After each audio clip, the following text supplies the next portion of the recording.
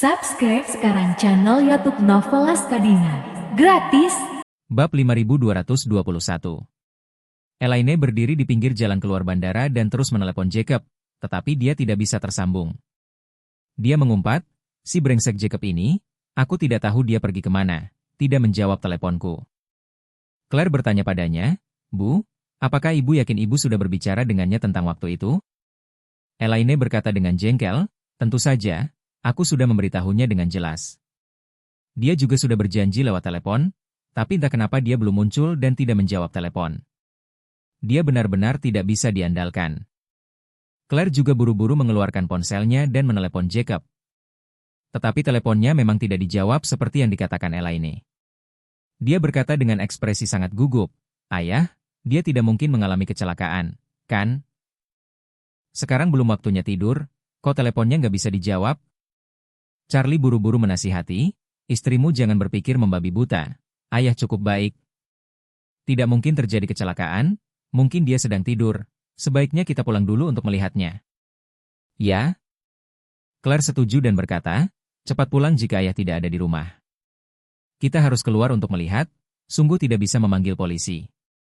Elaine di sampingnya berkata dengan sangat tidak senang. Pulang? Bagaimana kita bisa pulang? Ayahmu tidak menyetir untuk menjemput kita. Bagaimana kita bisa pulang? Claire tanpa sadar berkata, ayo naik taksi. Naik taksi? Kata Elaine dengan ekspresi yang sangat berlebihan. Ibumu adalah seorang selebriti, di New York, di fasilitas pemasyarakatan Bedford Hills. Ibumu adalah orang nomor 1, aku sudah naik jet pribadi sejak dulu. Claire berkata tanpa daya, Bu, jam berapa sekarang, ibu masih membicarakan ini. Lebih baik kita pulang dulu untuk melihat apa yang terjadi, itu yang terpenting. Tanpa menunggu jawaban Elaine, dia buru-buru mengulurkan tangan untuk menghentikan taksi di pinggir jalan. Melihat Charlie dan Claire membuka pintu mobil dan siap untuk naik. Elaine berkata dengan wajah tertekan. Claire, setidaknya panggil mobil mewah atau apalah, beli Jetta yang rusak, lusuh banget. Claire melihat ibunya bertindak seperti ini, tidak bisa menahan sedikit kemarahannya, dan berkata, kalau kamu mau naik mobil mewah, kamu bisa tunggu di sini. Aku akan kembali bersama Charlie dulu. Mengatakan bahwa dia membuka pintu mobil dan duduk di dalamnya. Begitu Elaine melihat ini, dia langsung kehilangan tekadnya dan hanya bisa duduk dengan kesal di kursi penumpang. Begitu berada di kursi penumpang, dia mengerutkan kening dan menutup hidungnya, lalu berkata kepada pengemudi. Hei, kenapa taksi ini baunya asap semua? Sopirnya berkata dengan santai. Bau asap? Ya? Nada suara Elaine tidak bagus. Itu semua asap, kamu tidak bisa mencium baunya? Apa itu hidung di atas mulutmu? Sopirnya kesal, bau asap itu wajar karena saya perokok, jadi apa masalahnya? Elaine berkata dengan kesal, bagaimana kamu bisa menyetir taksi dan merokok di dalam mobil? Rasa pelayanannya terlalu kurang, ya? Sopirnya pun agak marah, matanya melotot, dan berkata, saya tidak merokok saat kamu datang, peraturan perusahaan taksi melarang kami merokok di depan penumpang. Aku tidak melanggar aturan, kan? Kamu hanya naik mobilku beberapa menit saja paling lama. Apakah kamu tidak mengizinkanku merokok sepanjang waktu? Elaine berkata kesal, kau tahu, taksi itu tempat servismu. Anda harus menjaga kebersihan tempat pelayanan Anda. Dan udaranya harus segar, jadi ada alasan untuk membuat bau asap yang begitu besar? Sopirnya tersedak, tempat layanan ini disediakan oleh perusahaan taksi, bukan oleh saya. Saya hanya mengantar, kalau ada yang kurang puas, silakan datang ke perusahaan taksi untuk menyampaikan keluhan. Mengatakan bahwa pengemudi bergumam dengan tidak puas, itu hanya merokok saja. Apaan sih, ayahmu nggak merokok ya? Elaine meliriknya dan menggerutu, dia memang merokok. Sopirnya bilang, ya sudah, apa bedanya mencium bau asap di rumah dengan yang keluar? Elaine dengan nada menghina mengucapkan satu kata, mati. Pengemudi itu tanpa sadar bertanya, apanya yang mati? Elaine sengaja berkata dengan keras, kamu tidak meminta laki-lakiku untuk merokok? Saya menjawab Anda bahwa dia merokok, dan meninggal karena merokok. Ekspresi pengemudi itu tiba-tiba menjadi jelek, tapi masih pucat dan berdebat. Lihatlah kamu, berbicara tanpa giliran, ada banyak kemungkinan orang akan mati. Bagaimana kamu tahu dia meninggal karena merokok? Kanker paru-paru. Bab 5222. Elaine berkata, dia merokok sehingga kanker paru-parunya menyebar ke jantung, hati, limpa, paru-paru, ginjal, dan otak. Konon katanya, di tulang pun sudah tumbuh. Dia pergi ke rumah sakit, dokter mengatakan dia tidak punya harapan, paling lama hanya 3 bulan untuk hidup. Setelah dia meninggal, saya mendonasikan tubuhnya ke sekolah kedokteran. Agar para mahasiswa kedokteran mau membuka perutnya untuk praktik. Dengan cara ini, dianggap bahwa dia melakukan sesuatu untuk masyarakat. Mengatakan bahwa Elaine mengeluh, "Oh, kamu tidak tahu, profesor sekolah kedokteran. Katanya paru-paru ayah saya yang dulu, karena merokok, warnanya lebih gelap dari batu bara. Begitu mereka membuka perutnya, mereka bisa mencium bau asap. Bau asap yang keluar hampir membuat profesor pingsan di tempat, 2 paru-parunya terputus, diangkat keluar. Seperti daging babi asap, yang langsung jatuh sambil meneteskan minyak seperti tar dari asap. Coba katakan sendiri, bukankah merokok menyebabkan kematian?" Pengemudi itu mendengar ini, dia merasa seperti sedang mengalami sesuatu yang sangat beracun. Dia merasa jijik namun juga takut. Elaine melihat ekspresinya sangat jelek dan tidak mengatakan apapun. Jadi dia tidak bisa menahan diri untuk bergumam, "Hei, untuk memberitahumu bahwa kanker ini sangat kuat. Paru-paru yang dihisap menjadi arang, sel-sel kanker masih bisa tumbuh semakin kuat. Vitalitasnya sungguh ulet, terasa seperti jamur kayu busuk yang tumbuh menumpuk." Sang guru berkata, "Apa-apaan ini maksudnya? Analogi sialan macam apa ini? Merokok itu normal. Betapa jahatnya." Charlie duduk di belakang, merasa sangat tidak berdaya, diam-diam berpikir. Ibu mertuaku benar-benar pendendam, lelaki tua itu tidak datang menjemputnya. Dan hasilnya benar-benar memicu perkelahian di sini. Dia mengutuk orang tua itu sampai mati di depan sopir taksi, tapi bahkan mendonorkan tubuhnya kepada mahasiswa kedokteran. Dia keterlaluan. Claire juga sangat marah, dia duduk di belakang Elaine. Mendengar dia mengutuk ayahnya, dalam hatinya dia tentu merasa tidak terima. Namun, tidak baik baginya untuk mengumbar kebohongan Elaine di depan sopir taksi. Karena hal itu akan membuat sopir taksi meragukan hidupnya. Jadi dia hanya bisa batuk keras di belakang sebagai pengingat. Ketika Elaine mendengar Claire batuk, dia tentu tahu, apa maksud putrinya dengan ini? Tetapi dia marah kepada Yakub, dan tidak peduli dengan kehadiran putrinya dan menantunya. Dan terus berkata kepada pengemudi, "Guru, Anda benar tadi, merokok sebenarnya sangat normal. Kanker paru-paru karena merokok, itu wajar saja.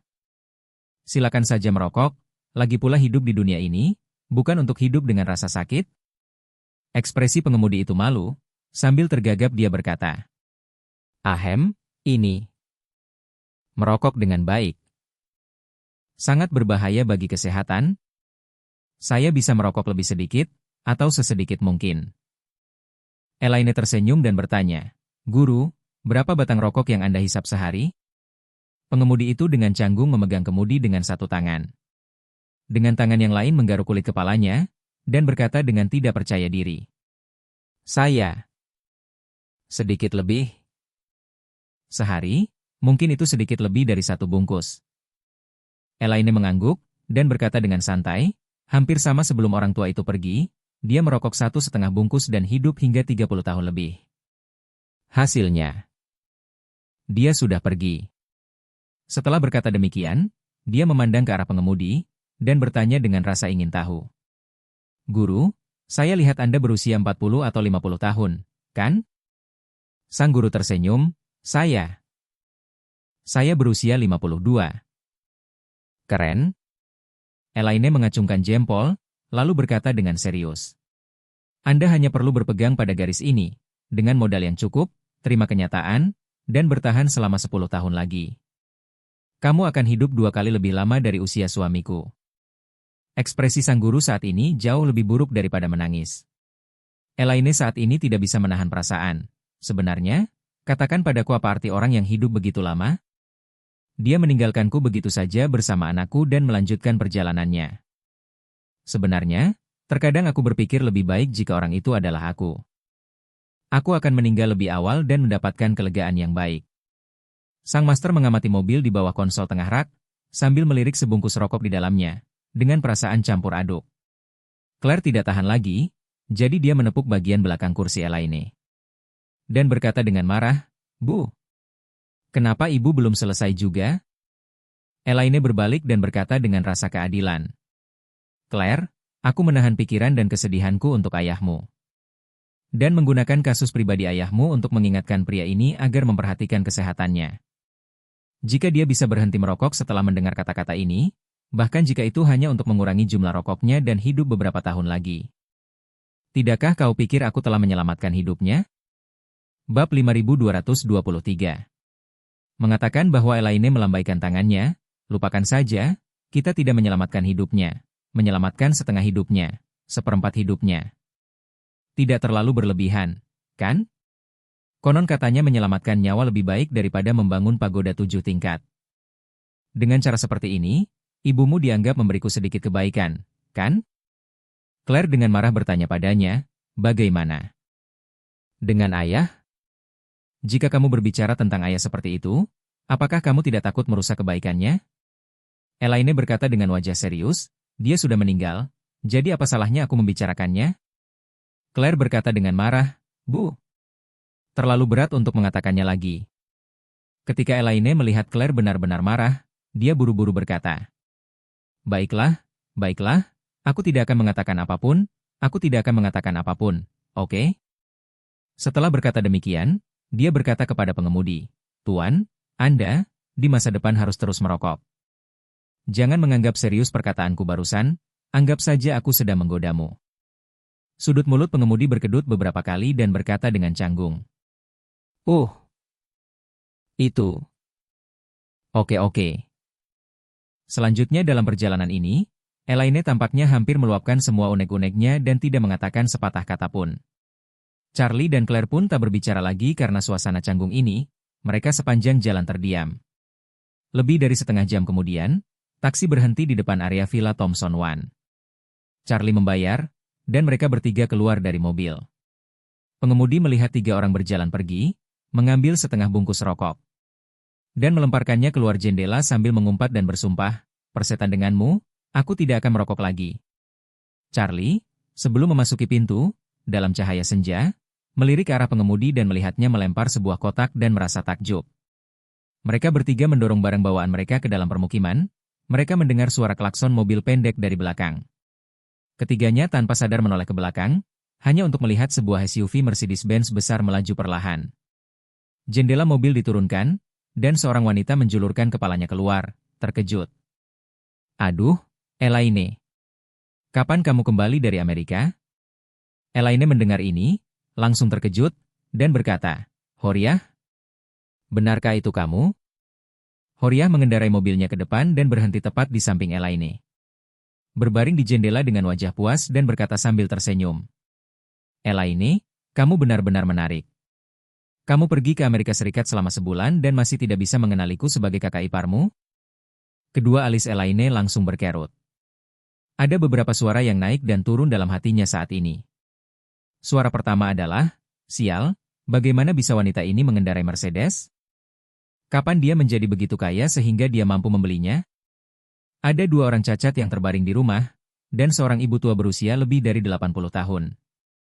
Setiap hari mereka makan tanpa mengetahui makanan berikutnya.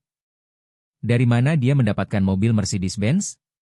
Suara kedua, "Sial, wajah ini berubah sangat cepat padahal aku tidak pergi ke Amerika Serikat. Dia seperti banci sepanjang waktu, menempel padaku, adik ini, adik itu. Sekarang mengendarai Mercedes-Benz, tidak lagi memanggilku kakak, tapi mulai memanggilku Elaine. Tapi juga kakak ipar sialan, yang sialan mengenali kakak iparnya." Suara ketiga, "Sialan, Horiah ini seharusnya tidak mendapat sial. Tidak sengaja membiarkannya terbalik, kan? Dia bisa mengendarai Mercedes-Benz lintas negara. Ini pasti kekuatan ekonomi tertentu." Horiah melihat Elaine tidak berbicara, sengaja tersenyum dan berkata, "Aduh Elaine, kamu pergi ke Amerika Serikat, perubahannya sangat besar. Kita berdua, saudara ipar, sudah menjalin hubungan bertahun-tahun. Aku bicara padamu, kau tidak menjagaku." Elaine melihat Horiah berbicara dengan cara yang aneh, dan mendengus dingin. "Hei, Untuk mengatakan perubahan ini, aku pikir perubahanmu sangat besar. Aku ingat sebelum aku pergi, kamu memanggilku, kakak, setiap hari. Dan bilang kau ingin aku membelikanmu rantai emas. Tapi sekarang kau memanggilku kakak ipar di depan semua orang? Horia bersenandung dan tertawa dan berkata, Elaine, seperti kata pepatah. Dibutuhkan waktu 3 hari bagi seorang sarjana untuk terkesan. Belum lagi kamu sudah pergi lebih dari sebulan. Hentikan, kata Elaine dengan nada meremehkan, aku sudah mengenalmu lebih dari 20-30 tahun. Tapi aku tidak menemukan sesuatu yang mengesankan tentangmu. Belum lagi aku baru pergi selama sebulan kali ini. Bab 5224. Horiah tersenyum dan melambaikan tangannya. Oh, lupakan saja, kamu juga seorang Master Yin dan yang tua, dan berpikiran sempit. Tidak bisa melihat orang lain hidup lebih baik darimu, 2 hal ini aku tahu lebih baik dari siapapun.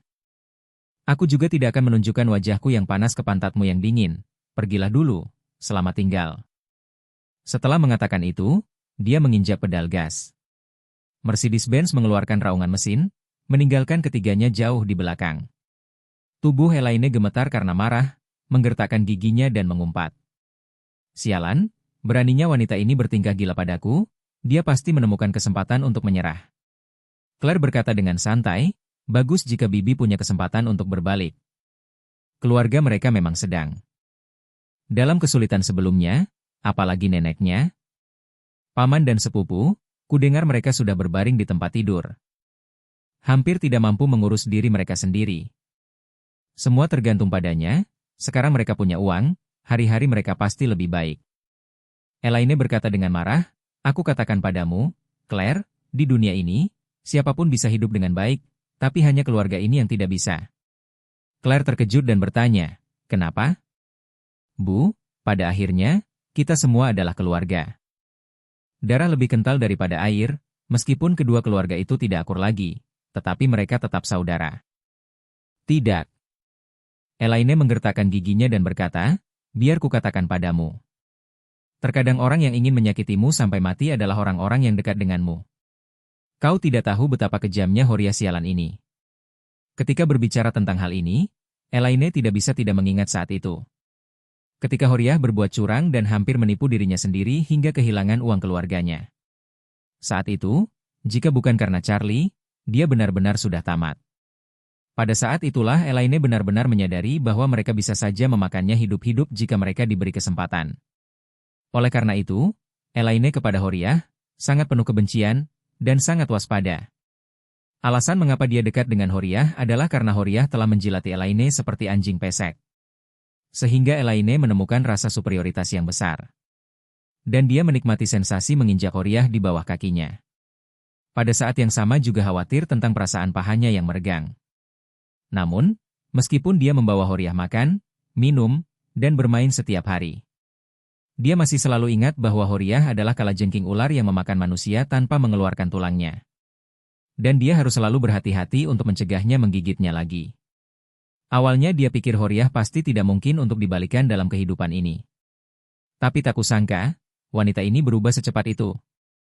Dia teringat logo yang baru saja dilihatnya di bagian belakang mobil dan tidak bisa menahan diri untuk bertanya kepada Charlie.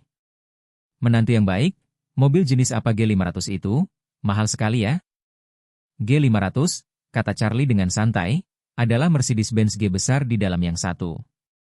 Sedikit lebih kuat dari G350, sedikit lebih buruk dari G63. Elaine berkata spontan, bukankah huruf G besar itu G63? Kok G500 juga termasuk huruf G besar? Charlie tertawa, mobil seri G, disebut G besar, dan G500 meskipun tidak semahal G63. Tapi juga tidak murah, dan mobilnya selalu mahal, harganya lebih dari 2 juta. Apa maksudmu? Elaine terbelalak, terkejut tak terlukiskan. Hanya G500 itu, lebih dari 2 juta? Ya. Charlie mengangguk, lebih dari 2 juta pasti diperlukan, lagi pula, itu jumlah yang besar. Elaine sangat marah hingga dia terus menghentakkan kakinya. Sialan.